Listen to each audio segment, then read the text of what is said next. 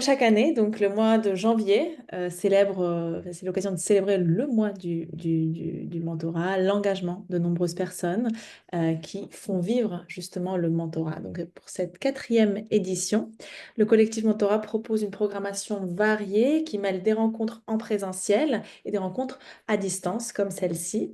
Et c'est des rencontres qui veulent réunir donc les associations, les entreprises, les acteurs publics et socio-éducatifs pour justement mettre en lumière les pouvoirs transformateurs du mentorat. Donc, je vous invite d'ailleurs à regarder le site du collectif Mentorat pour découvrir tous les rendez-vous qui restent encore à venir parce qu'il y en a. Je me présente, donc moi je m'appelle Fiona Solaire, je suis consultante spécialisée dans les questions de mentorat et d'impact social et j'aurai le plaisir d'animer ces échanges aujourd'hui accompagnée de Fania. Fania est chargée de pédagogie au sein du collectif Mentorat et elle fera, si elle peut, la modération du chat pendant le temps de questions-réponses qui sera à la fin. Donc n'hésitez pas à poser vos questions dans le chat ou à la fin à lever la main et intervenir dans la salle virtuelle. Donc pour cette heure et demie, nous vous proposons d'échanger sur un sujet dont on ne parle pas souvent, c'est les jeunes en action vers une gouvernance participative des programmes de mentorat.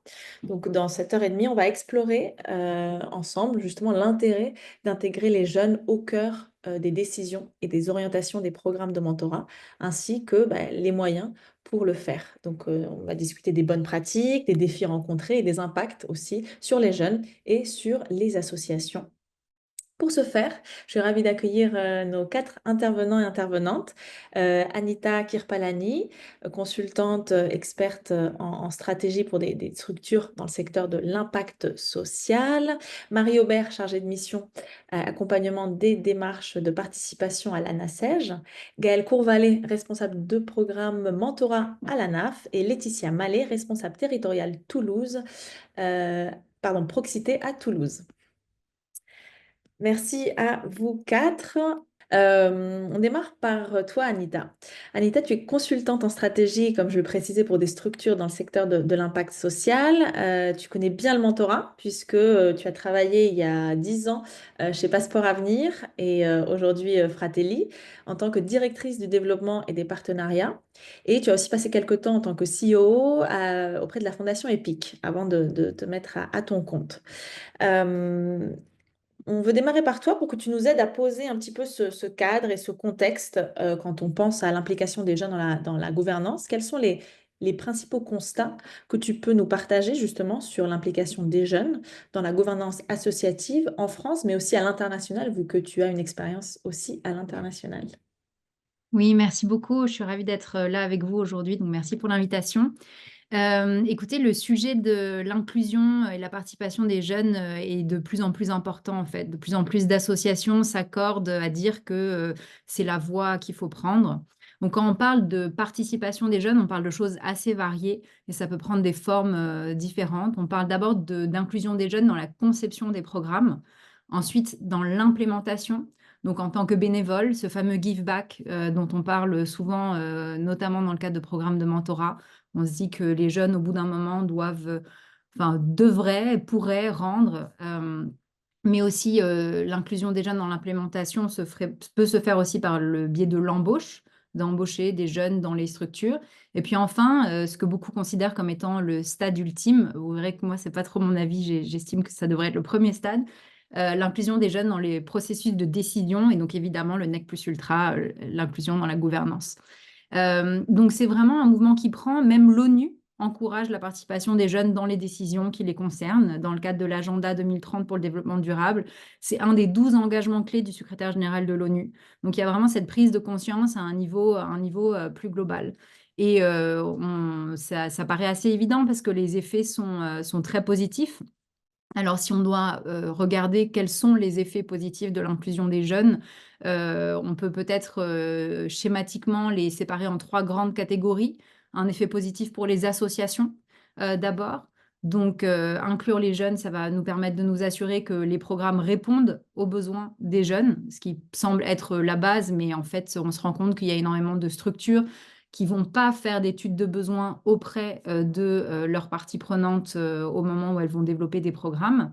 La deuxième chose, c'est que ça va permettre d'améliorer l'efficacité des programmes. Je parle de programmes, mais ça pourrait être de politique publique, c'est pareil, hein, avec une plus grande capacité d'adaptation. Donc, on a la phase où on va d'abord regarder les besoins des jeunes pour créer des programmes, mais aussi la phase où on va continuer à voir si on a réellement un impact sur les jeunes au fur et à mesure de la mise en place des programmes. Donc ça, c'est vraiment sur l'efficacité.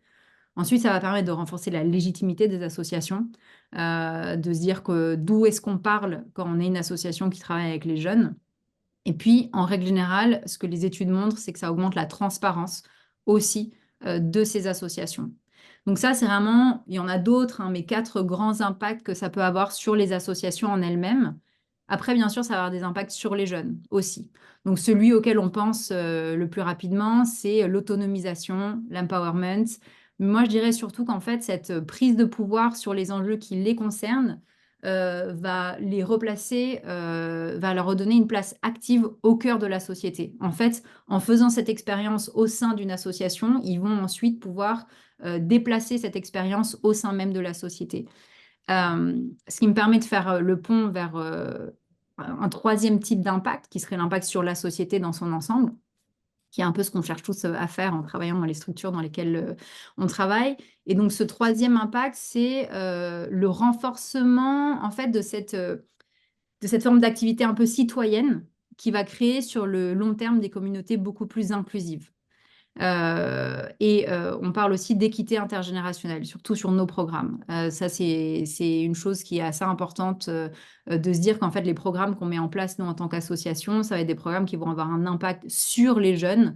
Et donc, en fait, en intégrant les jeunes dans les processus de décision ou même dans la consultation, première étape dont je parlais tout à l'heure, on va garantir une plus grande équité intergénérationnelle.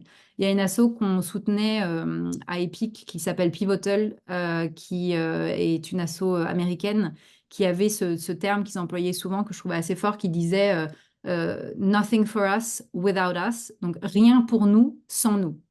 Et donc c'était vraiment de se dire, en fait, on remet les jeunes au cœur de tout.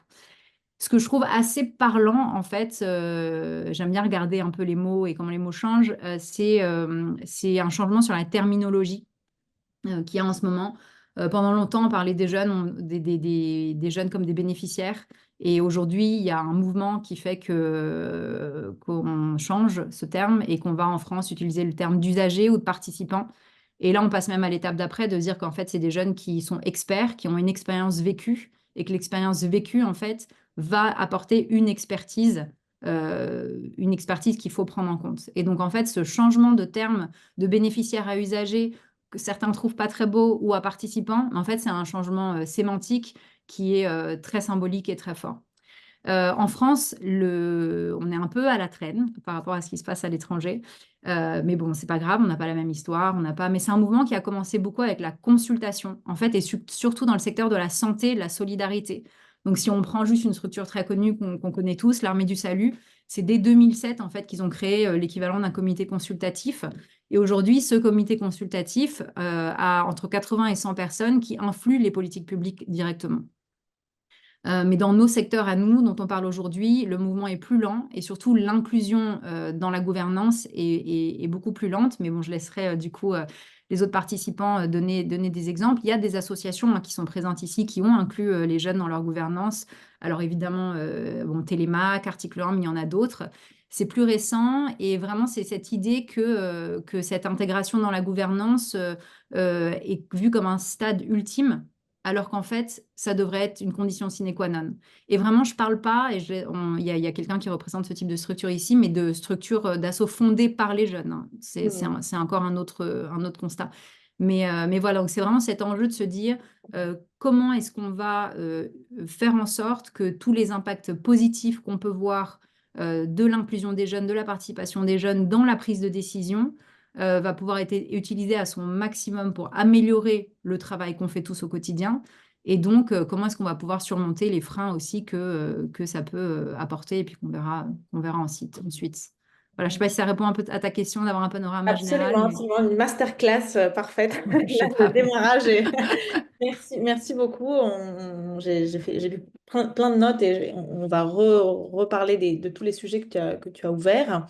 Justement, je me tourne vers toi, Marie. Est-ce que, donc Marie, tu es chargée de mission accompagnement des démarches de participation à la NACEJ. La NACEJ, donc une association qui promeut justement la participation des jeunes à la décision publique et à accompagner justement vous aider à accompagner les collectivités locales dans la mise en place de démarches de participation des jeunes. Est-ce que, donc je te partage un peu la même question, est-ce que tu partages le même constat qu'Anita en France, on est encore un peu à la traîne sur ces démarches-là. Comment est-ce que vous appréhendez ce sujet? Oui, bah, effectivement, on va peut-être repartir un petit peu de la l'ANACEJ, donc, qui est donc l'Association nationale des conseils d'enfants et de jeunes, et donc qui se structure du fait que la Convention internationale des droits de l'enfant garantit en fait le droit à la participation aux jeunes et aux enfants, ainsi que à donner leur avis en fait sur les sujets qui les concernent. Et effectivement, dans les faits, aujourd'hui, on voit bien qu'on ne demande pas souvent l'avis aux enfants et aux jeunes sur voilà, ce qu'ils veulent faire ou à quoi ils veulent participer. Donc nous, on accompagne effectivement donc des démarches de participation plutôt au sein des collectivités, au sein de conseils d'enfants ou de jeunes ou d'autres démarches de participation. Donc Anita parlait de consultation, effectivement c'est le cas. Par exemple, dans le cadre de l'aménagement, voilà, on va leur demander, bah, voilà, est-ce que cette cour, qu'est-ce que tu veux voir dans cette cour, quels sont tes besoins, etc. Donc voilà, ça c'est ce qu'on fait. Et donc effectivement, en termes de constat, nous ce qu'on remarque, c'est qu'il y a quand même beaucoup de collectivités, par exemple, qui ont mis en place des conseils d'enfants et de jeunes. L'INJEP avait chiffré ça à 1500 quand même en 2021. Bon, on pense que c'est un peu plus, nous, à la NACEJ, on n'a pas un recensement fidèle, mais effectivement, ce que on observe en revanche, c'est quand on va voir plus finement la participation, bah, est-ce que les conditions pour qu'ils participent réellement, elles sont respectées? C'est là où, justement, il y a peut-être un sujet, et bah, c'est un peu tout l'objet hein, aussi, de nos échanges aujourd'hui. Euh, Peut-être aussi ce que je voulais dire, et effectivement l'intérêt de les inclure. Donc nous, à la NACEJ, on a effectivement un comité jeune donc, qui font partie de notre gouvernance, et c'est important pour que justement, comme le disait Anita, et pour toutes les raisons qu'elle mentionnait, effectivement, bah, ça a un intérêt parce que enfin, voilà, tout l'objet de la session est intéressant d'avoir justement leur regard eux-mêmes étant impliqués sur les territoires.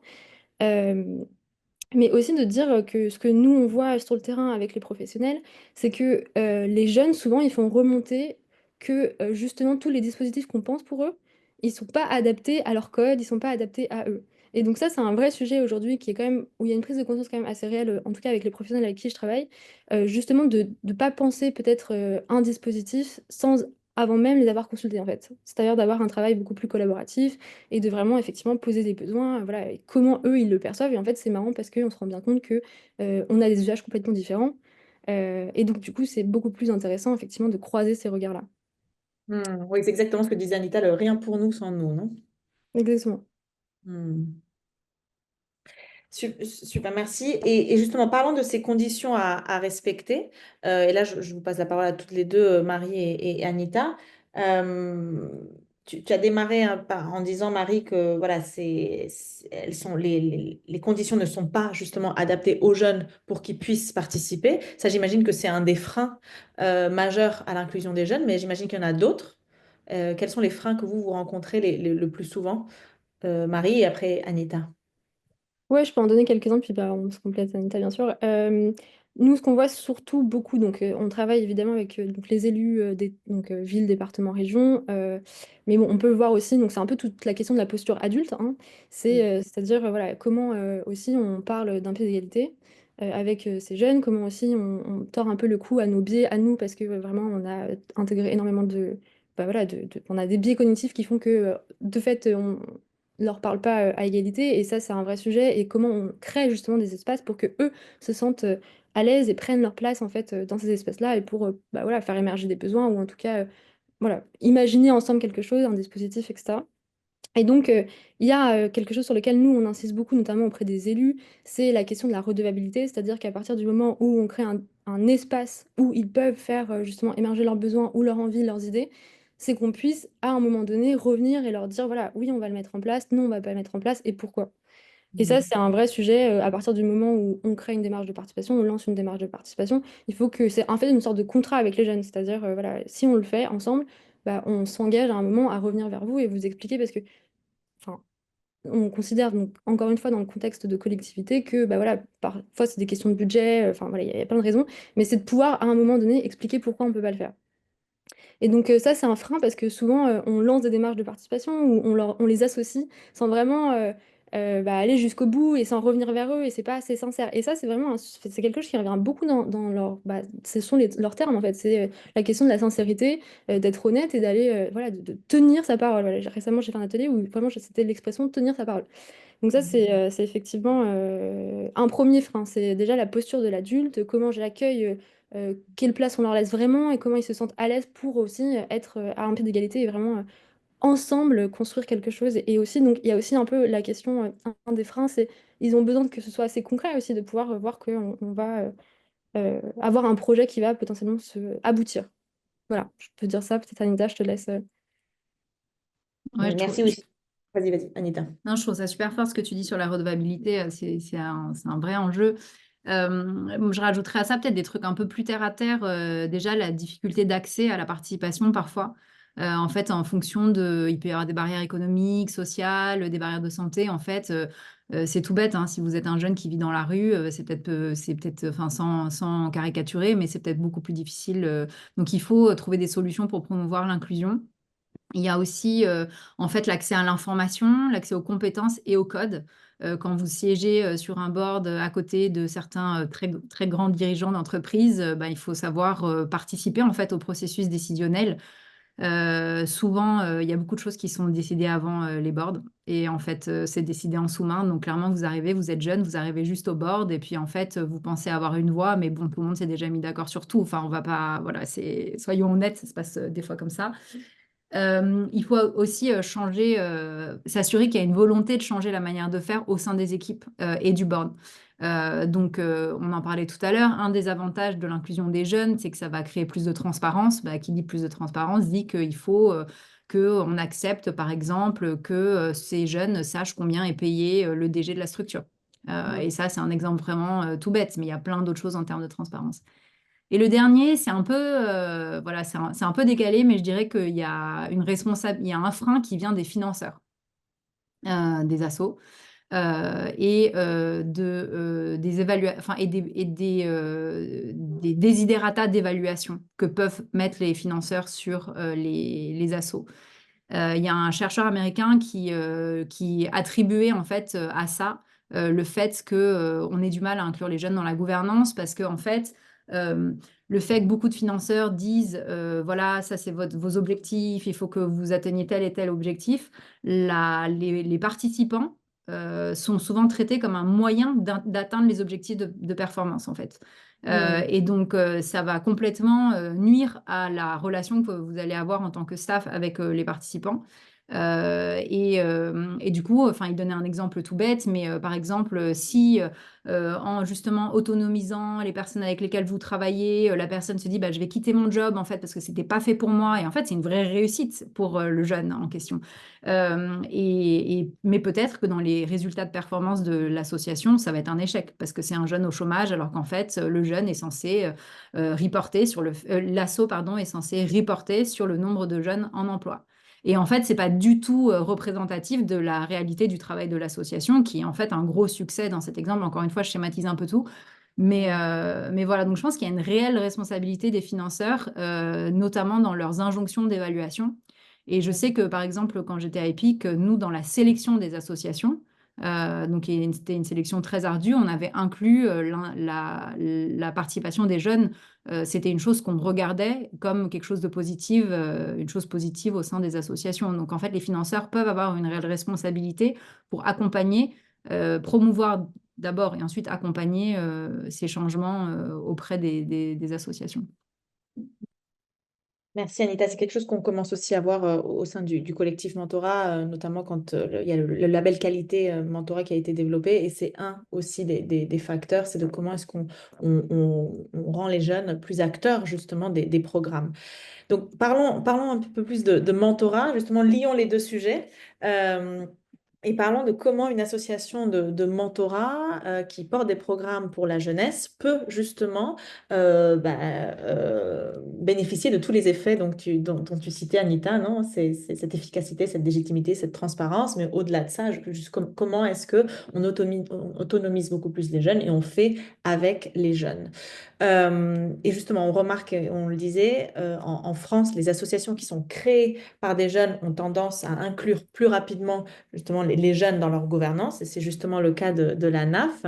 Je me tourne donc vers toi, Gaëlle Courvalet. Donc, tu es responsable de programme de mentorat au sein de l'ANAF, donc l'Association des apprentis de France, et vous accompagnez donc des apprentis tout au long de leur parcours d'alternance. Et si je ne me trompe pas, en 2003, vous avez accompagné plus de 17 000 jeunes avec différents programmes, dont celui de mentorat. Donc, explique-nous concrètement comment est-ce que vous faites, comment est-ce que justement vous avez invité les jeunes à faire partie de votre fonctionnement interne, de votre gouvernance. Bonjour à toutes et à tous. Merci, Fiona. Déjà sur le nombre de jeunes, pour le mentorat en particulier, c'est environ 500 jeunes par an, hein. Pas que les gens pensent qu'on est déjà, en train d'accompagner 17 000 Non, c'est jeunes, vrai, par an. Là, pardon. c'est vraiment parce que l'ANAF, à côté du programme de mentorat, a d'autres activités. Voilà, SOS Apprenti, le concours Filme ton job, l'animation territoriale, les salons, la valorisation, la promotion de l'apprentissage. Du coup, au total, sur toute l'année, sur tous les programmes, ça fait 17 000 Beau jeunes. volume.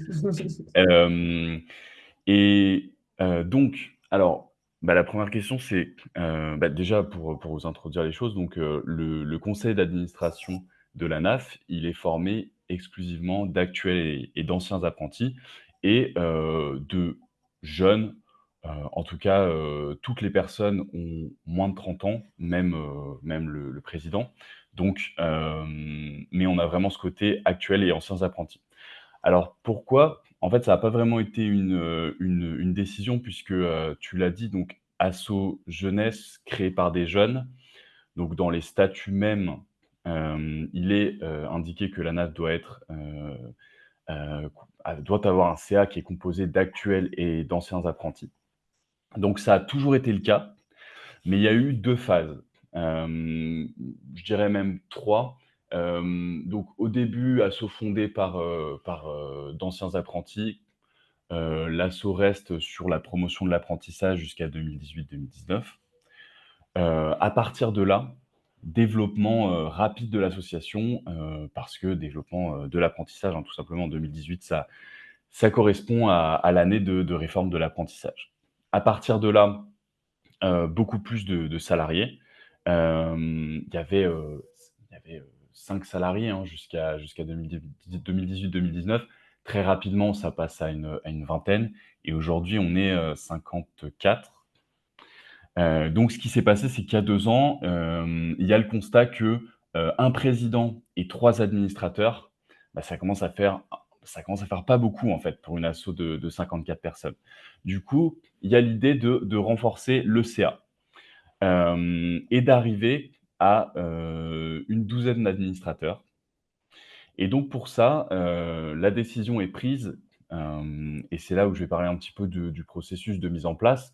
Parce que si ça a toujours été comme ça, clairement là, la période qui va nous intéresser, c'est quand même plus la période actuelle. Puisque avant, même si c'était, des jeunes, même si c'était d'actuels et d'anciens apprentis, heu, il est évident qu'un CA avec, 4 personnes dont voilà, il y a surtout le président qui joue le rôle de représentation, c'est pas la même chose que là maintenant, 12.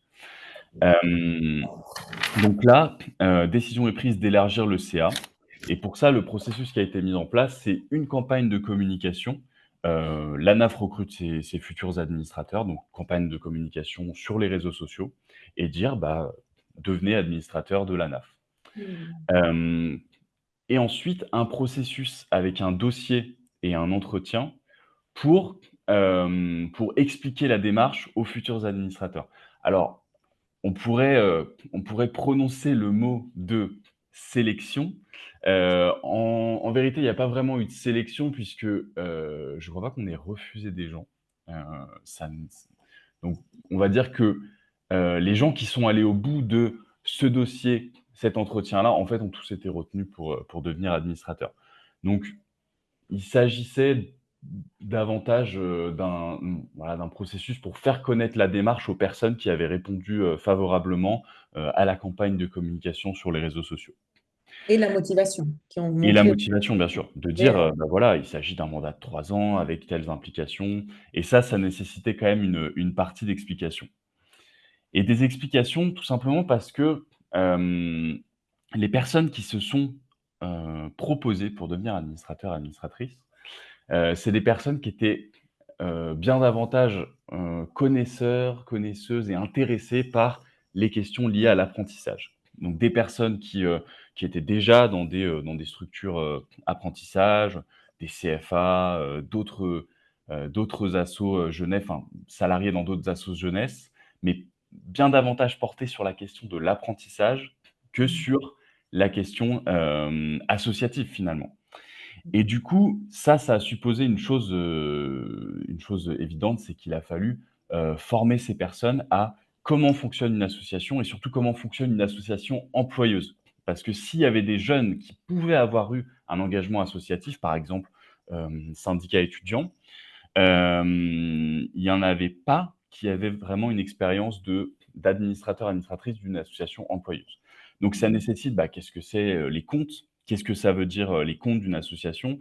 C'est quoi le commissaire aux comptes? Enfin des choses, qu'il est indispensable de connaître si on veut, si on veut être, administrateur. Ça a aussi demandé d'expliquer, quel est le rôle d'un CA et quel est le rôle d'un administrateur. Ce qu'il fait ou ce qu'il fait pas, et quel est le rôle aussi à la NAF, puisque à la NAF, du coup, il y a une délégation pour la décision, donc avec, des délégués, générales, qui prennent des décisions et qui peuvent, conseiller le CA. Ça a nécessité notamment d'expliquer que le CA, il n'est pas là pour prendre des décisions sur des micro-tâches, par exemple, et que là qu'il est bien davantage, un organe, de décision des orientations et des positions politiques, par exemple, de la NAF, des prises de position sur l'apprentissage, mais pas forcément là pour, déterminer au quotidien ce que doivent faire ou pas faire, les salariés. Ça a nécessité aussi une formation sur les programmes de la NAF et sur l'activité même, sur le terrain en fait, sur l'activité même des salariés de la NAF. Parce que, campagne sur les réseaux sociaux oblige, les personnes qui se sont, proposées et qui ont accédé au conseil d'administration de la NAF, qui ont été élues, lors de l'assemblée générale il y a un peu plus d'1 an maintenant, c'est des personnes qui étaient pas forcément, connaisseuses, de ce que la NAF faisait, tout simplement. Donc ça a nécessité aussi un travail de ce côté-là. C'est-à-dire Travail que c'était pas de vos usagers, c'était pas pour reprendre le terme aussi d'Anita, c'était pas vos usagers ou vos participants, forcément. C'était des jeunes Pas lambda. forcément. On a une mentorée, on a 2 mentors, une mentorée sur 12, donc on a quand même, du coup, un quart du programme qui vient du programme de mentorat. On a aussi des personnes qu'on a pu, croiser dans d'autres activités de la NAF.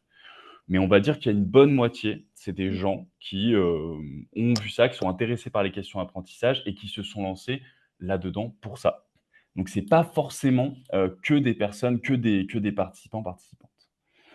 Heu, donc forcément gros travail, hein, pour, expliquer l'associatif, expliquer le fonctionnement associatif à fonctionnement association employeuse et expliquer la NAF, le fonctionnement de la NAF et les positions aussi de la NAF, sur une sorte d'acculturation, si on veut, aux positions de la NAF. Au niveau des profils des jeunes, hem, je pense que ça, voilà, évidemment, il y a une représentation moindre des personnes infra-bac. Par exemple, il y a, 6 personnes en master, 2 en licence, 1 en bac pro, pour ceux dont là j'ai en tête, les diplômes et où c'est pertinent parce qu'ils sont encore en études ou qui viennent de terminer. Donc évidemment, surreprésentation des profils en études supérieures. Chose à quoi on peut s'attendre, hein, quand on fait un processus, basé sur, les gens se proposent pour être associés.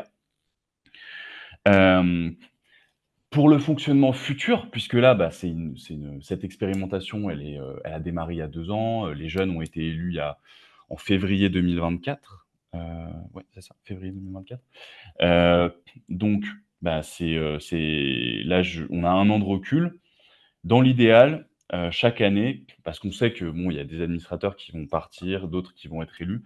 dans l'idéal, chaque année, les anciens forment les nouveaux et on intègre quelques personnes chaque année au conseil d'administration. Pour la suite aussi, donc ça va supposer du coup une campagne chaque année pour recruter de nouveaux administrateurs et administratrices. Et tu parlais, Fiona, à l'instant des liens avec les autres programmes de la NAF. Et bien évidemment, même si là, du coup, c'était quand même le cas, notamment pour le mentorat, on aimerait bien qu'il y ait un peu plus de liens avec les programmes de la NAF, notamment avec le mentorat, évidemment, continuer là-dessus. On a proposé d'ailleurs pour la prochaine, parce qu'il y a eu, sur toutes les personnes, il y a eu une démission. Donc on a proposé un mentor qui vient de terminer ses études en apprentissage et qui là maintenant travaille depuis moins d'1 an. On a proposé ce mentor-là pour la prochaine AG. Donc continuer ces liens avec les programmes et aussi les liens avec le programme PPA, porte-parole apprenti. Donc un programme qui, avec une apprentie de la NAF salariée dédiée, se propose de former à la prise de parole, d'outiller des apprentis pour qu'ils se saisissent des instances de représentation de l'apprentissage, des instances consultatives autour de l'apprentissage avec les entreprises, les CFA. Et donc, pour qu'ils aillent là-bas et qu'ils se sentent légitimes, on les forme. Et du coup, qu'il y ait une passerelle entre ces porte-parole apprentis et le CA à l'avenir, donc pourquoi pas. C'est pas le cas pour l'instant, tout simplement parce que le programme PPA, il a fait 1 an pour l'instant et que là, on est sur la 2e année. Et enfin, donc là, on a parlé de définir le rôle d'un administrateur, de les informer, certains pourraient dire former, mais en tout cas, au moins de les informer sur, ce qu'est, une association, un administrateur. Mais il y a aussi quelque chose de très important, pour qu'il reste et aussi ça fait partie de la définition du CA de la NAF dans les statuts. Le CA, il a un rôle de représentation. Donc ça, c'était une mission qui était, surtout assurée par le président, hein, jusqu'à maintenant parce que, et par notre délégué général aussi, qui s'était réparti un petit peu les missions de représentation.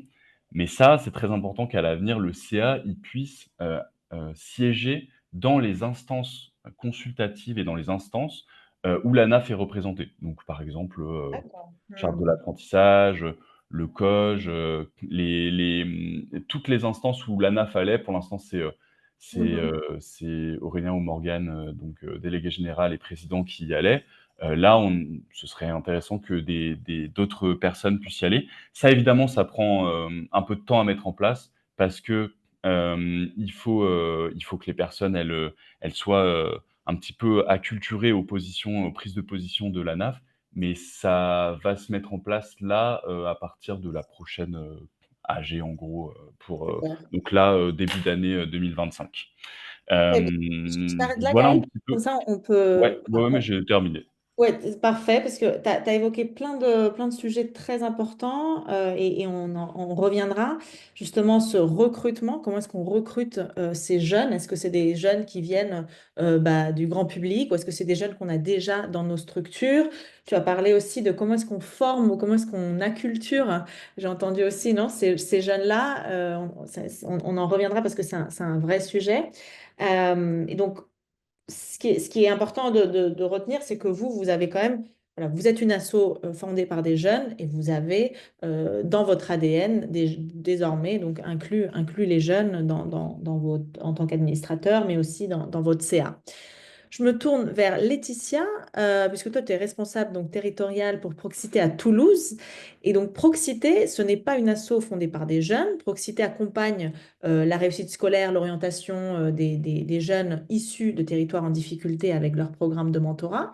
Mais vous avez quand même, à Toulouse, décidé justement de commencer à inclure les jeunes dans le fonctionnement de vos programmes de mentorat. Donc, dis-nous-en un peu plus. Pourquoi est-ce que vous avez voulu, pourquoi est-ce que vous avez démarré justement cette action et comment est-ce que vous vous y êtes pris? Ouais, tout à fait. Merci Fiona. Alors nous, effectivement, on est tout petit pour l'instant sur ces sujets-là et on démarre. Et pour autant, c'est déjà très riche. En fait, on est parti d'un constat au départ assez auto-centré, il faut se l'avouer, qui était sur des difficultés, par exemple, à mobiliser sur des ateliers collectifs à destination des jeunes, sur les choses comme ça. Et de cette réflexion, on s'est dit, bon, il faut peut-être qu'on arrive à faire un pas de côté et qu'on demande aux premiers concernés pourquoi est-ce qu'ils ne viennent pas, pourquoi est-ce que ça les intéresse un peu moins ou qu'est-ce qui se passe. Donc, c'est vraiment parti d'un constat de il y a quelque chose qu'on n'arrive pas à déclencher et donc on va se tourner vers les premiers concernés. Et à Proxité, on a quand même cette volonté au départ de rendre les jeunes acteurs de leur mentorat. C'est quelque chose qu'on promeut et qu'on vend. Et donc, on a élargi un peu la réflexion en se disant, mais finalement, rendre les jeunes acteurs de leur mentorat, c'est pas uniquement leur demander de préparer leur séance avec leur mentor et de venir avec leurs affaires en leur disant ce qu'ils ont besoin de travailler aujourd'hui, mais c'est aussi de s'impliquer dans des ateliers dont ils pourraient avoir besoin, dans des idées pour faire évoluer justement les accompagnements qui peuvent leur être proposés au sein de l'association, que ce soit sur du collectif, sur de l'individuel, sur une place aussi et une prise de décision des jeunes et des bénévoles au sein de l'association. Ensuite, on a voulu du coup donc proposer avec leur aide des actions qui étaient en adéquation avec leurs besoins.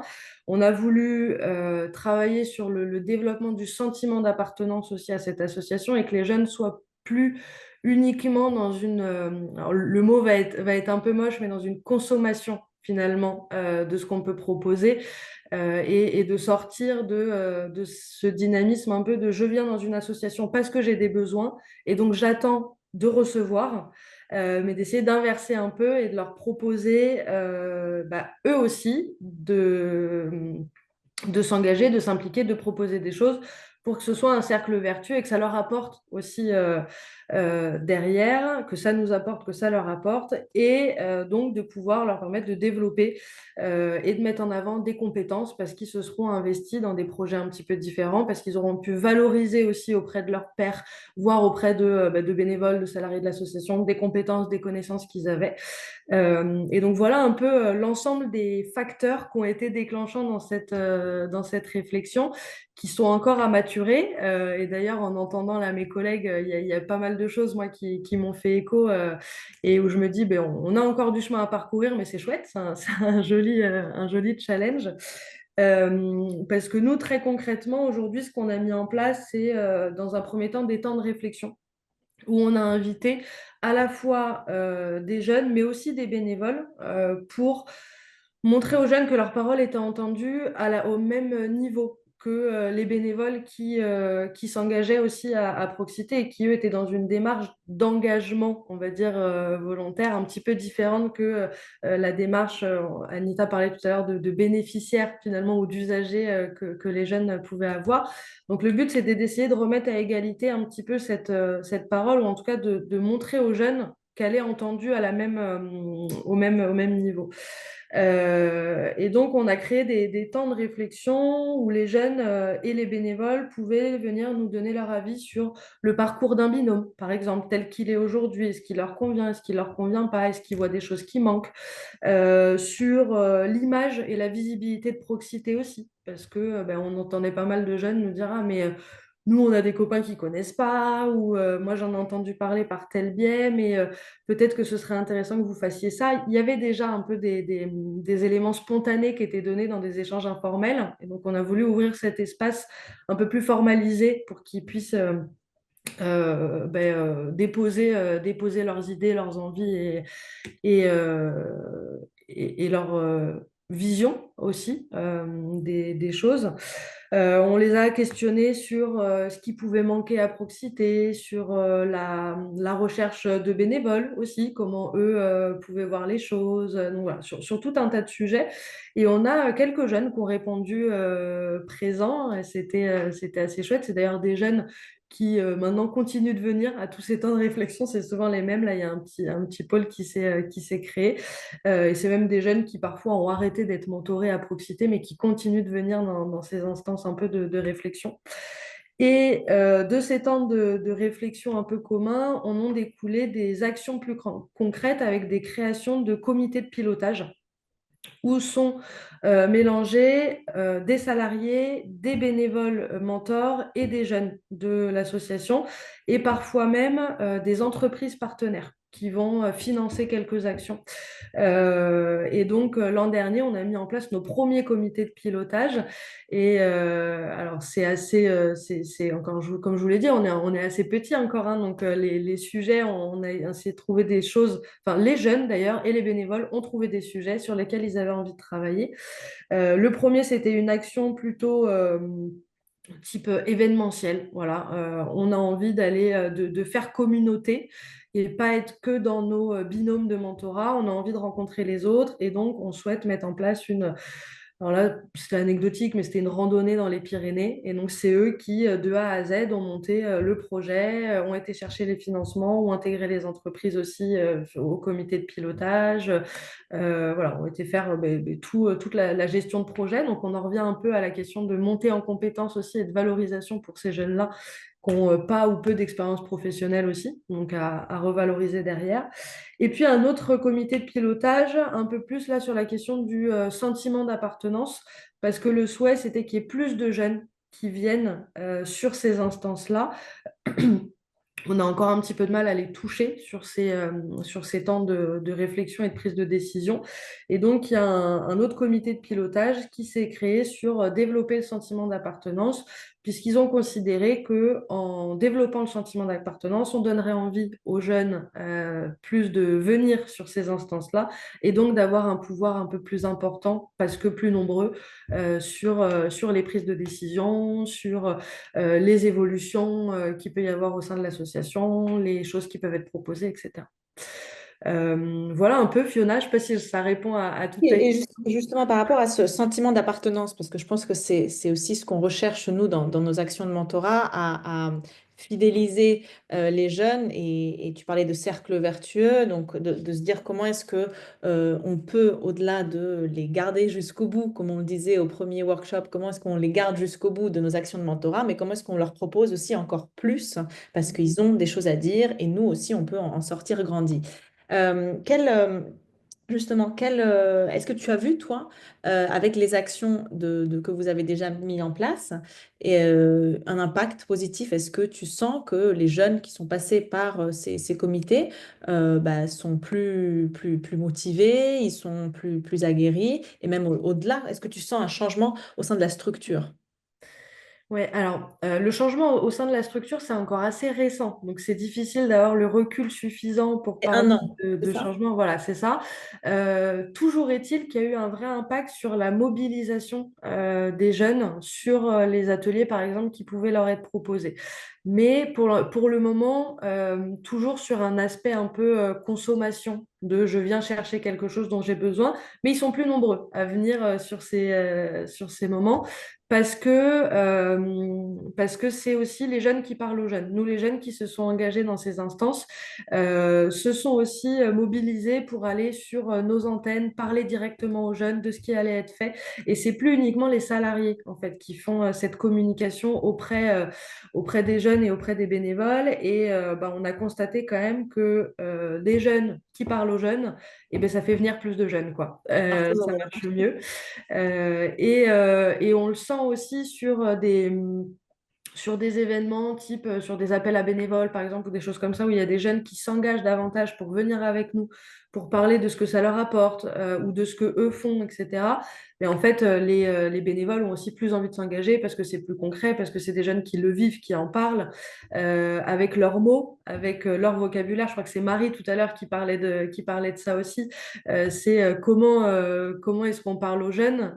Nous, on a notre jargon et parfois on fait des fioritures qui sont peut-être pas nécessaires quand eux vont avoir des mots parfois plus actuel, plus impactant, plus direct. Et ça, c'est des choses qui fonctionnent bien.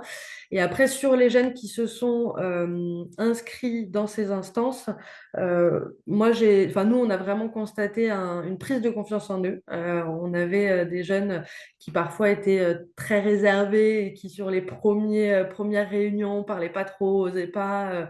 On finit avec des jeunes qui tiennent tête, alors dans le bon sens du terme, mais à des bénévoles qui sont adultes, parfois beaucoup plus âgés qu'eux aussi, mais qui sont OK avec le fait de dire qu'ils sont pas d'accord avec eux ou qu'ils ont un autre avis. Et ça c'est plutôt chouette. Et aussi dans mais ça, c'est plus dans des échanges informels sur de la recherche d'emploi, par exemple, de la manière dont ils arrivent à valoriser ce qu'ils font avec nous. Il y en a qui m'ont dit, je l'ai mis dans le CV, est-ce que tu crois que j'ai le droit, j'ai pas le droit? Et en fait, ils ont été interrogés là-dessus et ça a vachement plu aussi aux employeurs, quoi, de montrer que ces jeunes étaient déjà engagés, investis, qu'ils avaient pu mettre en place des choses. Et donc là, l'étape qu'on a mis en place il n'y a pas longtemps supplémentaire, c'est de permettre aux jeunes de créer des ateliers pour les jeunes. Donc, par exemple, on a fait des ateliers autour de la découverte du monde étudiant, du monde lycéen, des choses comme ça. Et c'est des lycéens qui viennent parler à des collégiens, des étudiants qui viennent parler à des lycéens. Et souvent, les lycéens restent pour entendre les étudiants du coup derrière. Et donc, c'est en co-construction avec eux. Et nous, ça nous a permis, donc c'est des temps qu'on avait déjà un peu mis en place, mais on demandait aux jeunes d'intervenir plus sous forme de témoignages, quand là, on les inclut vraiment dans la construction du temps et ça a enrichi les contenus. Et il y a des questions qui se sont posées que nous, on n'avait pas imaginées, qui sont parfois du très pratico-pratique, mais qui sont importantes pour eux, qu'on a pu inclure dans ces temps-là et donc être un peu plus impactant et plus pertinent finalement dans ce qu'on pouvait leur proposer comme accompagnement. Merci Laetitia. Anita, tu veux réagir? Non, mais je trouve ça super, hein, tous ces changements, toutes ces évolutions. C'est sûr que c'est intéressant ce que tu décrivais, Laetitia, sur le fait qu'au départ, ça peut partir d'un besoin de la structure, en fait, et que c'est ça qui peut, voilà, soit tu peux partir d'une idéologie, enfin, je le dis pas dans le sens négatif du terme, de se dire, bah, voilà, c'est comme ça, nous, on croit que c'est important, et puis tu peux partir d'un besoin très, très concret que rencontrent les salariés. Et on voit bien hein, dans ce que tu décris, c'est qu'on commence par la consultation. On commence par la consultation, le réengagement, et puis en fait, ensuite viendra l'étape d'après, que j'espère que vous ferez. Et justement, moi, je me pose la question, comment on passe de cette envie, de ce besoin que décrivait Laetitia, que d'ailleurs, c'est une action que vous avez, vous, démarré à Toulouse, ce n'est pas une action de proximité nationale, donc c'est vraiment un besoin qui sort, qui démarre de quelque chose de très concret.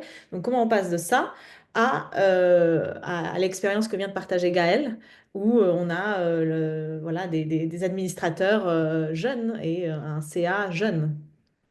Comment on peut faire ce passage? Franchement, je pense que le passage n'est pas compliqué parce que c'est des sujets différents. En fait, la consultation et le réengagement des jeunes, c'est des sujets qui n'ont rien à voir, enfin, qui sont liés, bien sûr, qui sont connexes, mais qui ne sont pas mutuellement exclusifs avec le fait d'intégrer les jeunes dans les processus de décision. En gros, il faut juste que le CA ou un DG ou une DG se disent, ben, en fait, oui, j'ai 8 places dans mon CA. Ça serait cool d'avoir des personnes influentes qui peuvent me permettre d'aller lever plus de fonds, mais en fait, tu sais quoi, ça serait encore plus cool de réserver 2 places à des jeunes. Et je sais que dans le cadre de la fusion d'article 1, ça a été un sujet, enfin, nous, on avait pas mal de programmes sur l'empowerment des jeunes, le réengagement. Il y a notamment le collectif des différents leaders que vous connaissez bien. Donc, ça fait vraiment très, très longtemps que Passeport Avenir et puis Article 1 travaillent sur ces sujets-là de réengagement. Et au moment de la fusion, on a eu toutes ces conversations, en fait, sur quand on a dû refaire tout notre CA. C'était une bonne opportunité.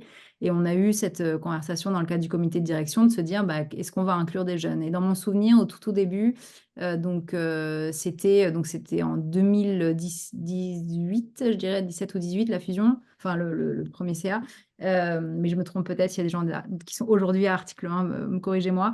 Et au tout début, les 2 jeunes, ils étaient plutôt là pour pas ils n'avaient pas une part active, quoi. Ils participaient. Et aujourd'hui, moi, je suis à l'AG d'article 1. À l'AG d'article 1, il y a énormément de jeunes. Il y a d'anciens salariés et au board, l'AG vient de voter 2 sièges de board à des jeunes, quoi. Donc, c'est pas mutuellement exclusif, en fait. Je pense qu'il faut pas. Je les ai listés comme 3 manières d'agir, mais c'est pas un continuum, en fait. Je pense que tu peux agir sur n'importe lequel des 3 leviers sans passer par le premier, puis le deuxième, puis le troisième.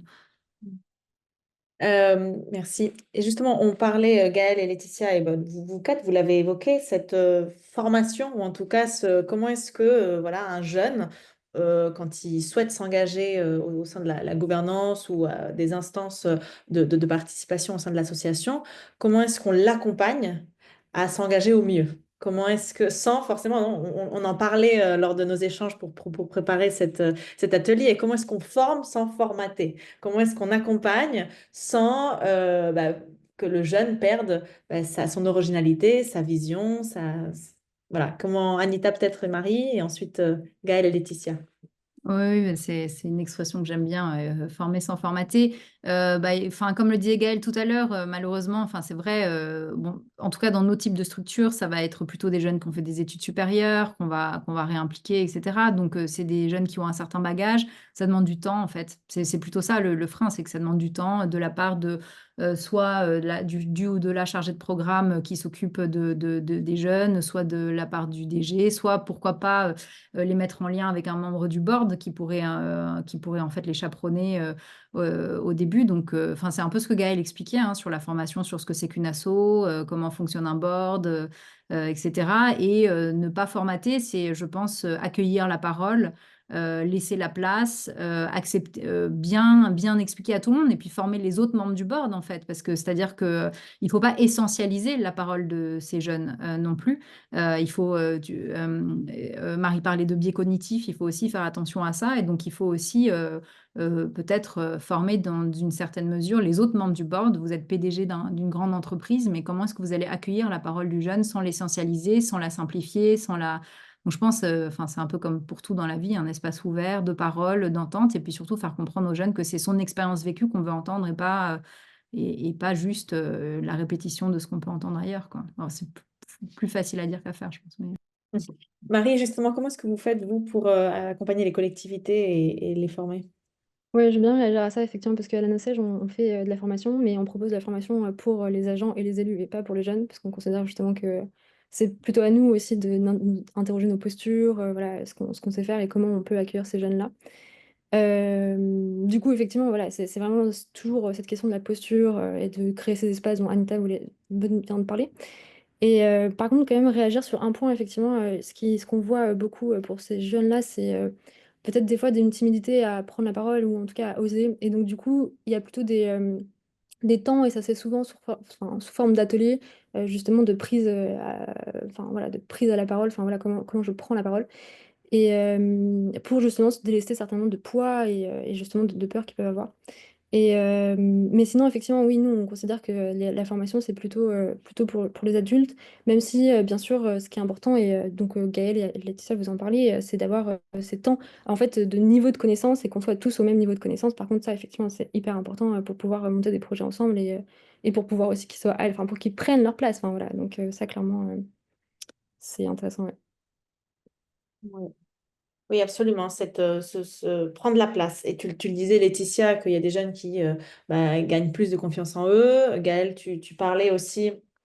Tu parlais de comment est-ce que une personne, non, une personne de ton équipe qui est déjà dans le CA va former, non? Ça, je trouve aussi c'est aussi très parlant de dire qu'une personne qui a vécu déjà ça peut former, accompagner, comme le disait Laetitia, ça marche mieux entre jeunes, un jeune qui avait déjà eu l'expérience. Est-ce que tu veux peut-être préciser un petit peu plus comment vous travaillez, vous, dans la formation des jeunes? Tu veux compléter ce que tu as déjà dit? Laetitia ou moi? J'ai pas. Gaël, pardon. Gaël, oui, oui.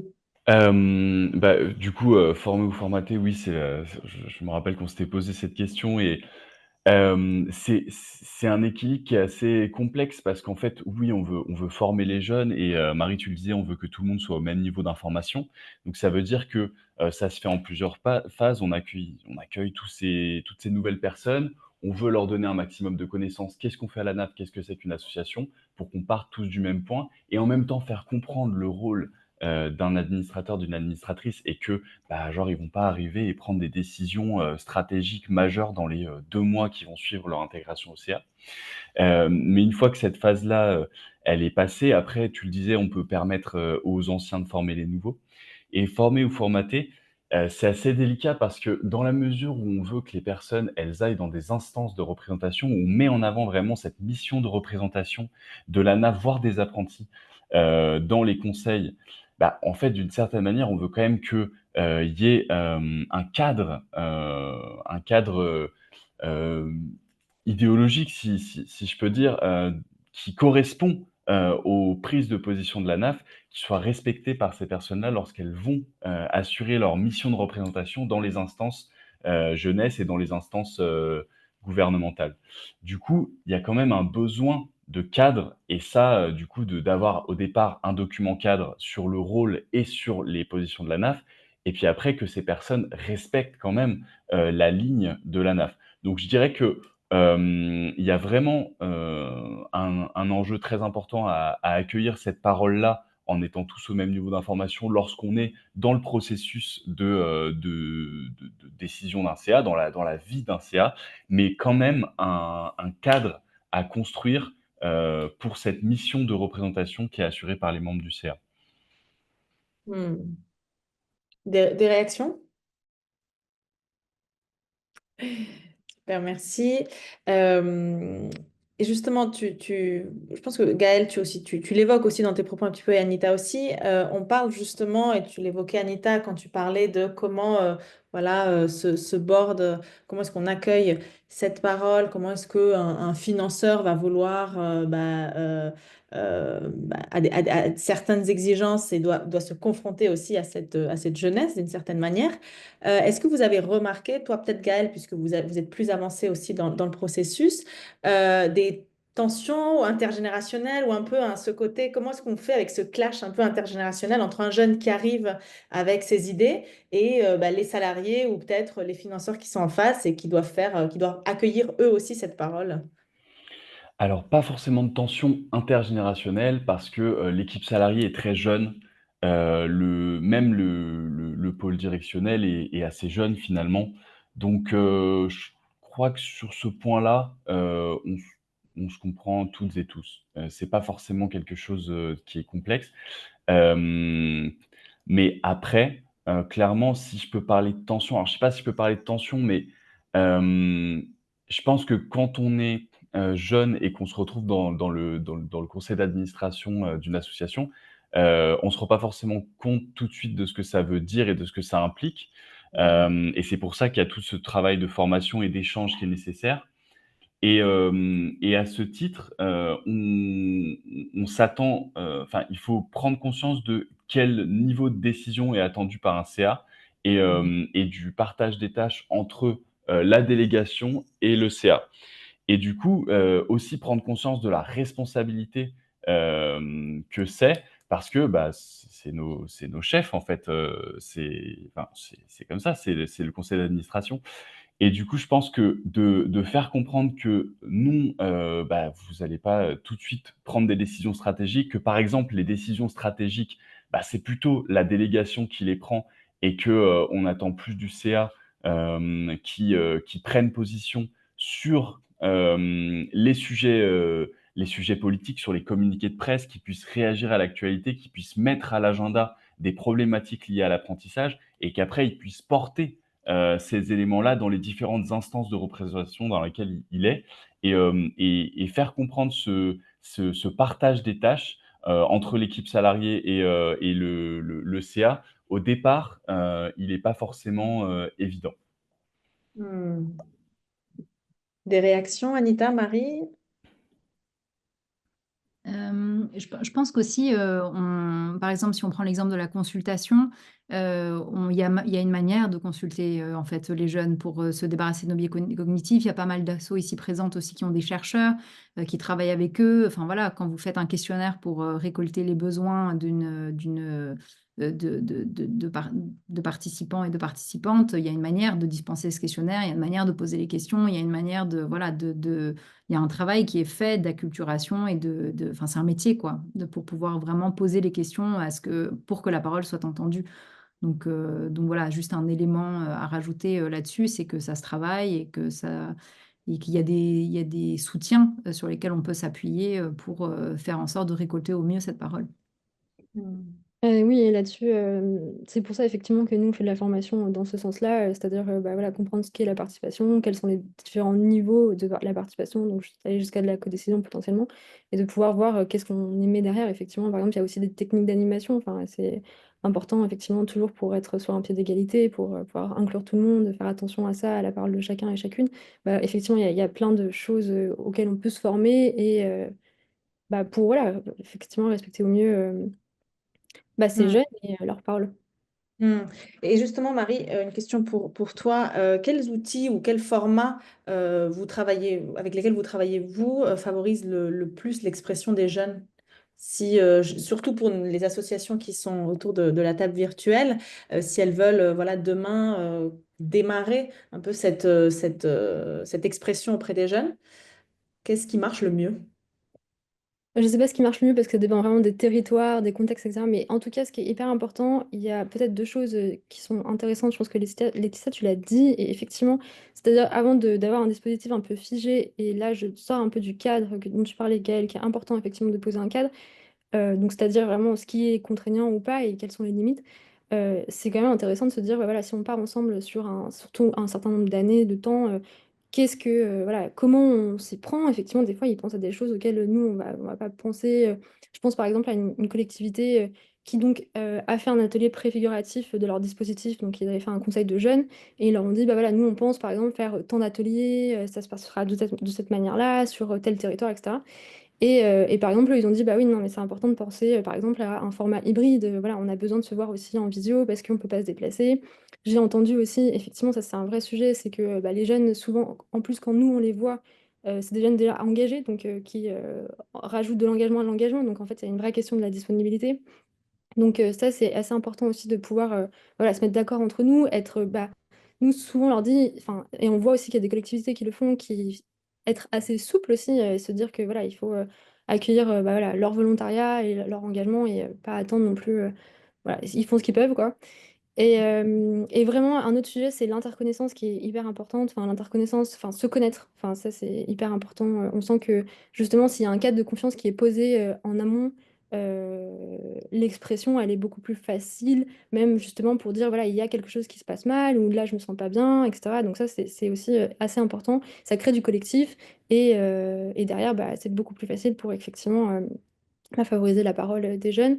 Et toujours cette question, bah, je le redis, mais des techniques d'animation, de la posture, ça c'est assez important pour justement créer des espaces où chacun, chacune peut prendre la parole Hmm. confortablement. Ce qui demande, comme vous l'avez précisé, du temps pour les associations qui souhaitent le faire, du temps pour accompagner. Tu parlais de justement cette interconnaissance, cette connaissance de soi est essentielle aussi pour pouvoir participer, se sentir à l'aise. Laetitia, tu le disais aussi, c'est un peu cette timidité au début, cette incompréhension. Merci. Anita, tu voulais compléter peut-être? Merci à tous les quatre. Je vais poser une dernière question et on va ouvrir aussi les questions-réponses avec la salle virtuelle. Donc n'hésitez pas à voilà, déjà soit lever la main si vous aussi vous avez dans vos associations porté des actions similaires. N'hésitez pas à partager votre expérience en levant la main ou en écrivant sur le chat. On va pas tarder à ouvrir dans 2-3 minutes.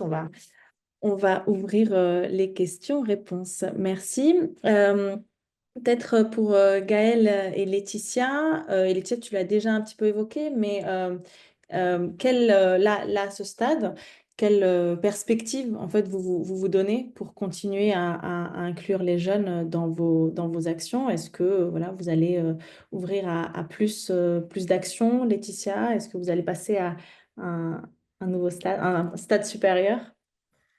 Ouais, alors déjà, pour nous, avant d'ouvrir de nouvelles actions, ce serait de réussir à ce qu'il y ait plus de jeunes qui qui participent et qui s'engagent dans ces instances-là parce que aujourd'hui, la réalité, c'est qu'on a quand même plus de bénévoles que de jeunes représentés et on a vraiment ce souhait quand même d'être sur quelque chose d'assez équilibré. Et donc, on travaille plutôt à équilibrer les puissances, si je peux dire ça comme ça. Stabiliser l'existant, ouais. C'est ça, pour qu'il y ait plus de jeunes dans ces instances-là. Et après, oui, le but, alors je repense à ce qu'Anita disait au tout début, c'est que ça ne devrait pas être une finalité, mais plutôt un démarrage. Bon, nous, on n'a pas démarré comme ça, donc ce sera plutôt une finalité pour nous, mais c'est que les jeunes puissent intégrer justement ces dispositifs de gouvernance, cette fois, un peu plus au sens large. Et peut-être que la question qui se posera, c'est comment est-ce qu'on délocalise aussi ces instances qui sont beaucoup en Île-de-France et donc comment est-ce qu'on les rend accessibles sur les régions, comment est-ce qu'on leur permet aussi, alors quand je dis leur permet, c'est à ces jeunes qui ne sont pas en Île-de-France de s'engager, de porter leur voix et de proposer des choses au même titre que les autres. Donc, pour moi, les réflexions à l'heure actuelle et dans du court moyen terme, elles sont plutôt autour de ça. Merci. Gaëlle, tu le précisais dans ton intervention, dans ta première intervention, que que vous alliez faire évoluer justement le CA. Tu veux nous préciser un peu plus ou donner un peu l'avenir pour vous en ce Ouais, il y a sujet? plusieurs choses. Déjà, on parlait beaucoup des échanges, du temps qui a été consacré à la mise en place de tout ça, mais formaliser les choses, construire des documents cadres pour la suite, ça c'est quelque chose qui va se faire, puisque là, bah, sans dire qu'on tâtonnait, puisque c'est quand même quelque chose qui avait été prévu, bien en amont, mais bah, c'est la première fois qu'on a ce CA élargi. Les anciens qui forment les nouveaux, donc voilà pour la suite et en même temps, peut-être plus d'échanges entre les salariés et les membres, du CA. On est sur la première année. Il y a eu des échanges bien sûr, mais peut-être davantage d'échanges entre, les salariés, sur le terrain et le CA. On a parlé de ce rôle de représentation, donc pleinement lancer, cet objectif de permettre aux membres du CA d'aller représenter la NAF dans les instances, où la NAF est présente. Et puis, tout à l'heure, Anita, tu évoquais le fait que, la participation à la gouvernance et la consultation, rien pour nous sans nous, c'était 2 choses qui n'étaient pas forcément liées et qui pouvaient se mettre en place indépendamment, l'une de l'autre. Et bah, là, du coup, Laetitia, tu parlais d'aller vers de la gouvernance après, pour les jeunes.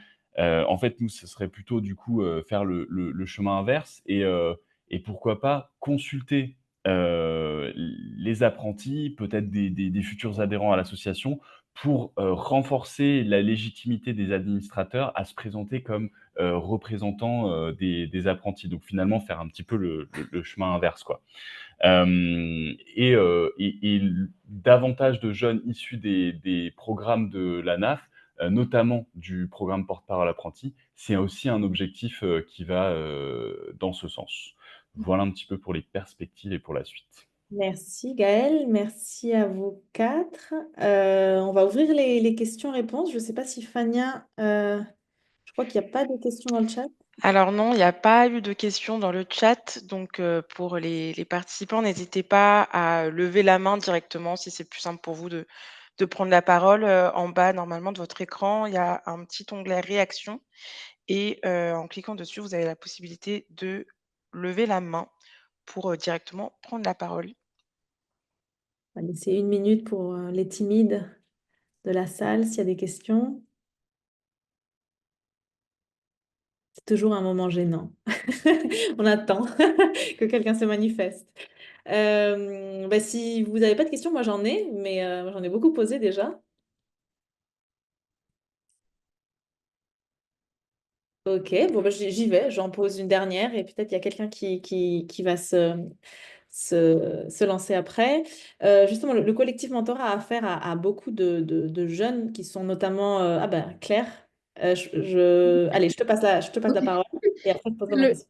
C'était le temps de formuler ma question. Moi, je travaille chez Télémac J'ai essayé en même temps, en vous écoutant, de voir ce qu'on faisait déjà chez Télémac et on fait beaucoup. Il y a une alumni qui est membre du CA notamment. On embauche pas mal en stage aussi des jeunes ou des alumni. On favorise l'échange entre les alumni et les jeunes pour que ce soit du partage d'expérience et du réengagement. Et puis, on a un gros programme alumni où ils sont ambassadeurs de l'association, ils sont accompagnés pour ça, etc. Mais on peut toujours faire plus et mieux. Et du coup, et notamment, je me disais sur la conception des programmes et de nouvelles choses qu'on pourrait mettre en place ou qu'on pourrait faire évoluer.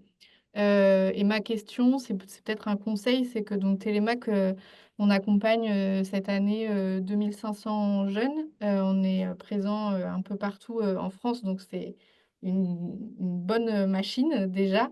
Et du coup, comment un conseil pour savoir bah, comment on peut inclure les jeunes dans la conception et voilà, naturellement, je me dis qu'il faudrait commencer petit pour élargir, mais je veux bien avoir vos retours d'expérience là-dessus. Des conseils pour Claire.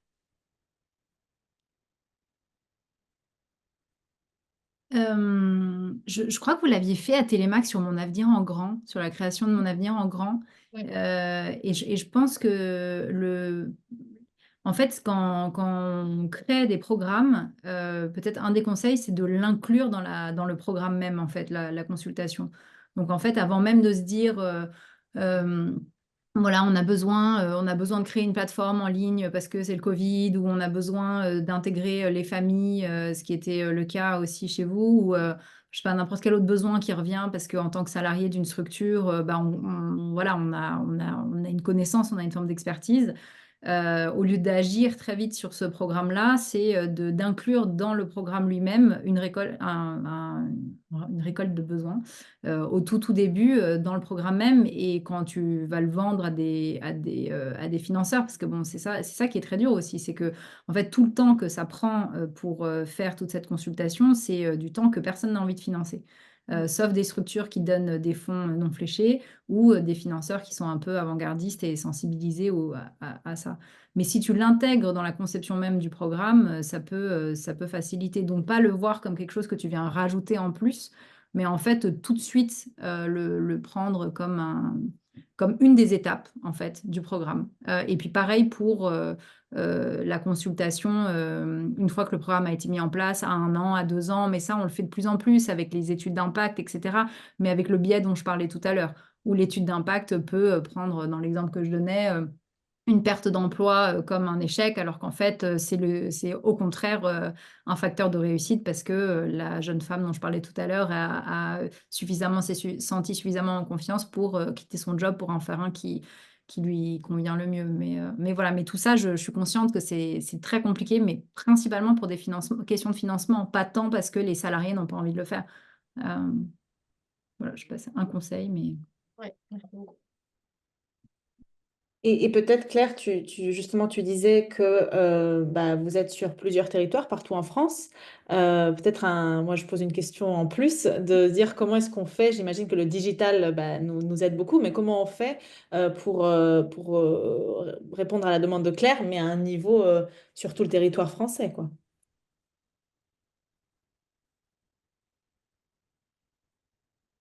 Ouais, je pourrais partager un article sur le rôle de la digitalisation enfin, c'est un peu, voilà, mais c'est sur le rôle de la digitalisation dans la participation des jeunes, en fait. Comment ça peut être un outil. Voilà. Bon, c'est un peu, faut le prendre pour ce que c'est, mais je vais essayer de le retrouver, je vais essayer de le copier-coller. Mhm. Parce que vous aussi, Gaëlle, vous êtes partout en France. Et donc, vous utilisez les réseaux sociaux, de ce que j'ai compris aussi, pour communiquer et pour engager vos jeunes. Oui, campagne sur les réseaux sociaux, du coup, ça implique que les CA, ils se font en visio, parce qu'il y a des jeunes de partout et que on veut pas les faire bouger non plus trop. Et la NAF, c'est vrai que j'ai pas du tout précisé, mais le siège est à Lyon et il y a une antenne à Lille, à Paris, à Dijon, à Marseille et à Mayotte, qui à chaque fois s'occupent des régions dans lesquelles elles sont. Donc voilà. Donc, rencontres physiques dans les antennes locales ou pas du tout? Alors, avec les jeunes? Oui. Ouais, tout à fait. En fait, les programmes sont nationaux, donc à chaque fois, voilà, le concours, File ton job, SOS Apprenti et du coup, le programme de mentorat, les autres programmes. Les programmes sont nationaux, donc les jeunes peuvent s'inscrire sur tout le territoire. Mais il y a une territorialisation du programme et des programmes.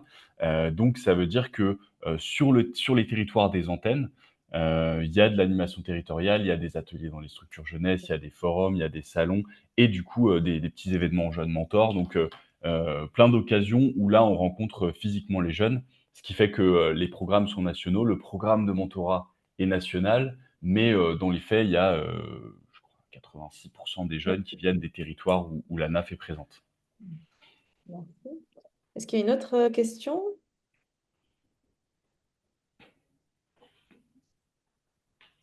Je vais poser alors ma question s'il n'y en a pas d'autres, et ça sera peut-être la dernière s'il n'y en a pas d'autres non plus dans le chat ou des interventions comme ça, comme Claire. Oui, moi je disais que le collectif mentorat a affaire à une grande diversité de jeunes, des jeunes en plus ou moins difficulté, donc avec des profils vraiment très très variés. J'ai l'impression aussi à vous entendre que finalement, on a souvent tendance à recruter ou en tout cas à intégrer les jeunes les plus motivés, ceux qui ils ont déjà un peu l'envie et l'appétence pour ce genre d'action. Comment faire pour justement, si les programmes doivent représenter la réalité et les besoins des jeunes, comment on fait pour intégrer les jeunes qui sont les plus exclus, les plus éloignés de ce genre d'exercice? Est-ce que vous avez des pistes? Alors, bon, moi, j'ai pas de, je sais pas si c'est la solution, mais c'est vrai que nous, ben, on est confrontés à ça. Les jeunes qui se sont engagés un peu plus avec nous sont des jeunes qui nous connaissent depuis un peu plus longtemps ou qui avaient un peu plus de facilité à venir déjà sur ces temps-là. Alors, pas forcément à prendre la parole, mais au moins à venir. Et du coup, on est passé aussi par la voie du questionnaire, par la voie de ressources un peu qui peuvent paraître anodines, mais de boîtes à idées ou de choses comme ça pour permettre aussi de récolter les avis de personnes, de jeunes qui viendraient pas, qui oseraient pas venir sur ces instances ou qui oseraient pas prendre la parole à ce moment-là. Donc sur des formats un peu plus anonymes ou voilà, ou un peu différents pour leur permettre quand même de donner leur avis, quoi. Oui. Ouais, sur ce sujet-là, je veux bien réagir aussi. Du coup, nous, ce qu'on voit avec les collectivités aussi, parce que c'est un vrai sujet, donc quand dans les conseils d'enfants et de jeunes, effectivement, on a des profils qui sont diversifiés, mais on a quand même une surreprésentation des diplômés. Il y a un peu ce que tu disais, Laetitia, sur la question aussi un peu des ambassadeurs, c'est-à-dire que là, ce qu'on voit beaucoup, c'est que on propose aux jeunes aussi d'aller en parler à d'autres amis ou à d'autres jeunes qu'ils connaissent dans leur entourage, et justement de venir ponctuellement et de voir un petit peu comment ça marche. Et déjà, ça, c'est une première chose, enfin, c'est une première manière de leur proposer de venir dans cet espace, de voir à quoi ça ressemble, et voilà, et de potentiellement embarquer d'autres jeunes s'ils en ont envie. Il y a un peu la question de l'aller vers, voilà, aussi qui est intéressante, donc de nous se déplacer et d'aller dans des espaces où il y a des jeunes. Donc ça aussi, ça, on le voit de plus en plus. Et sinon, sur la question, ouais, des formats un peu différents aussi, pour qu'ils puissent au moins exprimer des besoins, ça c'est intéressant. Il y a une collectivité qui a mis en place une cabine téléphonique aussi comme ça, où les jeunes pouvaient venir et exprimer leurs besoins. Et voilà, ça c'est des formes un peu ludiques mais intéressantes, et effectivement, ce qui a super bien marché pour le coup sur le territoire en question. Merci. Merci Anita, tu viens de partager j'imagine, l'article. Gaëlle, tu voulais réagir? Nous, pour cette question des jeunes les plus éloignés, les jeunes qui se sentiraient pas légitimes, qui n'auraient pas les capitaux, on va dire, d'entrée pour se sentir légitimes à intégrer des instances comme un CA. Si on Ça commence par les programmes eux-mêmes. Par exemple, sur le programme de mentorat, aller dans les structures, où on a les jeunes les plus éloignés, de l'insertion par l'apprentissage, pour faire des interventions, pour faire des ateliers, pour aller directement, voir ces jeunes, et leur proposer après, le mentorat. Donc déjà ça permet de les toucher au départ et ensuite, c'est, proposer aux jeunes d'intégrer le CA. Quand on a un jeune, que ce soit un mentor, un jeune ou alors par exemple, ça a été fait pour un participant au concours File ton job, qui était de Mayotte. quand on a un jeune qu'on sent bien pour le CA, qui est représentatif d'une marge des jeunes qui va pas s'inscrire d'elle-même. Là, typiquement, bah, un jeune de Mayotte, super intéressant. Enfin, voilà, vraiment bien d'avoir quelqu'un qui représente cette diversité de problématiques-là. Et ben, on lui propose, voilà, on lui dit, bah, viens au CA et puis inscris-toi. Parce que c'est vrai que sinon, si on se repose, la communication, c'est très important, mais si on se repose que sur ça, bah, on aura des jeunes qui vont être quand même assez situés socialement. Mhm. Bien sûr. Merci. Pas de questions?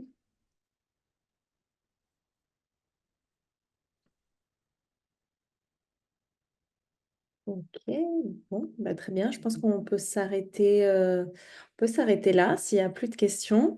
Merci Anita, merci Marie, merci Gaëlle, merci Laetitia d'avoir partagé vos réussites, ce que vous faites déjà et des perspectives que je pense peuvent beaucoup inspirer la salle virtuelle et surtout les associations de mentorat, puisque au final, l'objectif, c'est de répondre aux besoins des jeunes et de les accompagner au mieux. Et comme on l'a beaucoup dit, ça se passe pas sans les jeunes. Donc c'est avec les jeunes, pour les jeunes.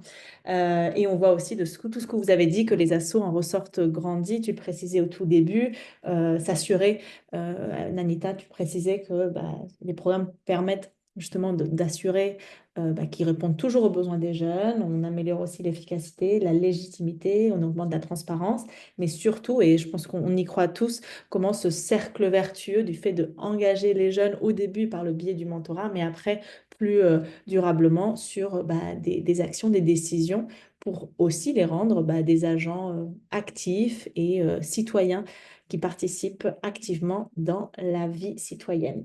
Merci à tous les quatre. L'enregistrement sera disponible sur le site du collectif Mentorat. Et d'ici là, on vous donne rendez-vous la semaine prochaine pour le dernier workshop autour de la santé mentale. Justement, la santé mentale est la grande cause nationale de cette année et on veut consacrer un temps pour justement parler de comment est-ce qu'on accueille la parole des mentorés en difficulté. Merci beaucoup à vous quatre.